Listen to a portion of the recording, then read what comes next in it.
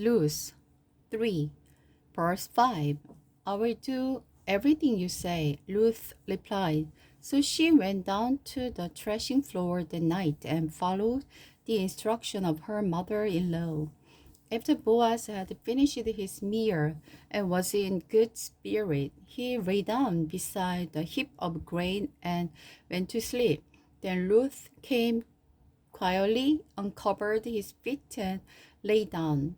Around midnight, Boaz suddenly woke up and turned over. He was surprised to find a woman lying in his bed. Who are you? He demanded. I'm your servant Ruth. She replied, spread the corner of your covering over me, for you are my family redeemer. The Lord bless you, my daughter, Boaz exclaimed. You are showing more family loyalty now than ever by not running after younger men, whether rich or poor. Now, don't worry about a thing, my daughter. I will do what is necessary, but everyone in town knows you are an honorable woman. But there is one problem.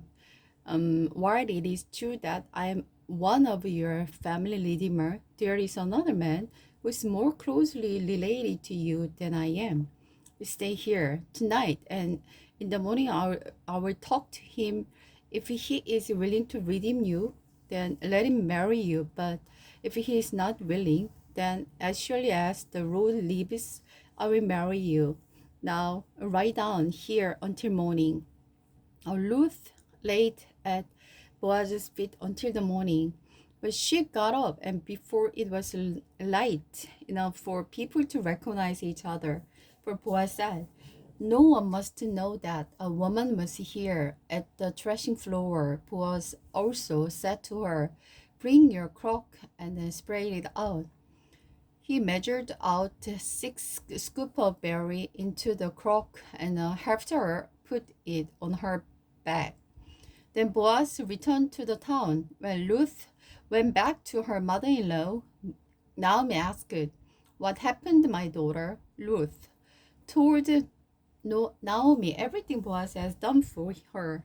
And she added, he gave me these 6 scoops of berry and said, don't go back to your mother-in-law empty-handed. Then Naomi said to her, just be patient, my daughter, until we hear what happened. The man won't rest until has followed through on this. He will settle it today. Boaz married Ruth. So Boaz went to the town gate and took a seat there. When the family redeemer he had mentioned came by, Boaz called out to him, come over here, friend. I want to talk to you. So they sat down together. Then Boaz called the 10 leaders from the town and asked them to sit as witnesses.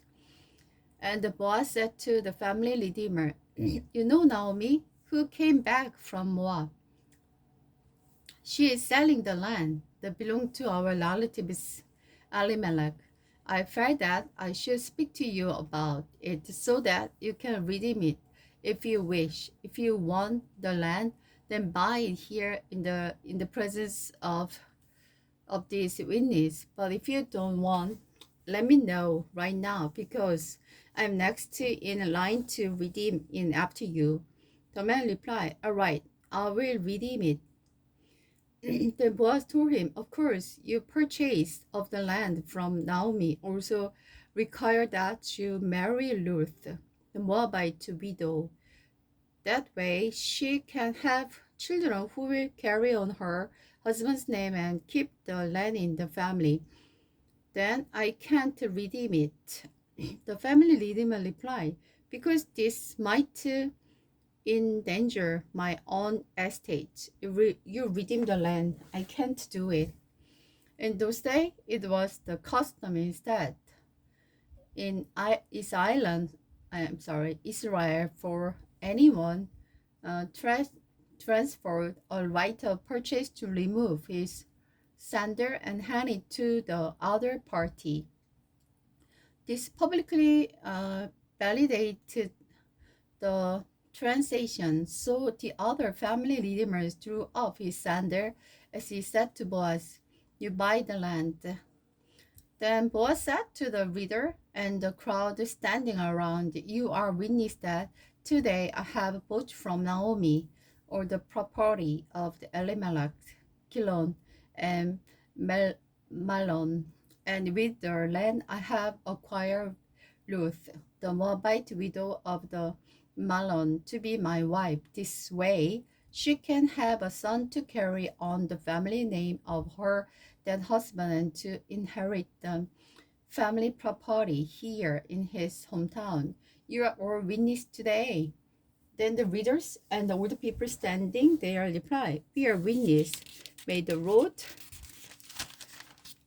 make the woman who is now coming into your home like Rachel and Leah, from the whom all the nation of Israel descended. May you be great in Ephraimite and famous in Bethlehem, and may the Lord give you descendant by this young woman who will be like those of our ancestor Perez, the son of the Tamar and Judah, the descendant of Boaz." So Boaz married Ruth, took her home to live with him.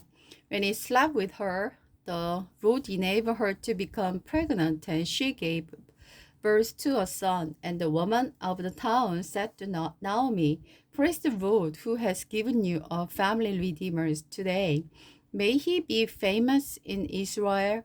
May these children restore your youth and care for you in your old age, for he is the son of our daughter-in-law who loves you so much and who has been better to you than 7 sons." Naomi took care of the baby and cared for him as if he was her one. The neighbor woman said, "Now at last Naomi has a son again," and they named him Obed. He became the father of Isai and the grandfather of David. This is their family line, beginning with their ancestor Perez. Perez was the father of Hezron. Hezron was the father of Ram. Ram was the father of the Aminadab. Aminadab was the father of Nessan. Nessan was the father of Salmon. Salmon was the father of Boaz. Boaz was the father of Obed. Obed was the father of Jesse. Jesse was father of David.